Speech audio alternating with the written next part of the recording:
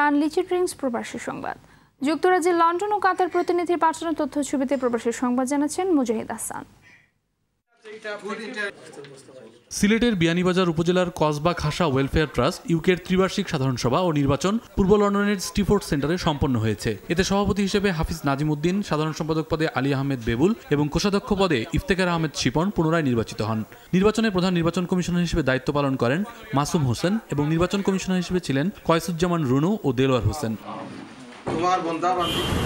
বাংলাদেশি ও নেপালি ব্যবসায়ীদের যৌথ উদ্যোগে কাতারে উদ্বোধন করা হয়েছে Laham trading and contracting trading and services company limited WLL। এতে প্রধান অতিথি হিসেবে উপস্থিত ছিলেন কাতার প্রবাসী সাংবাদিক সমিতির উপদেষ্টা মোহাম্মদ মানিক হোসেন। এ সময় প্রতিষ্ঠানটির স্বত্বাধিকারী কালাম হোসেন মুন্না সহ মাইজার এবং আশপাশের বিভিন্ন এলাকা থেকে আসা অভিবাসীরা অনুষ্ঠানে উপস্থিত ছিলেন।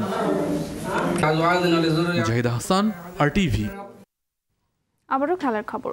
পল্টন জাতীয় ভলিবল স্টেডিয়ামে বুধবার থেকে শুরু হয়েছে 5 দিন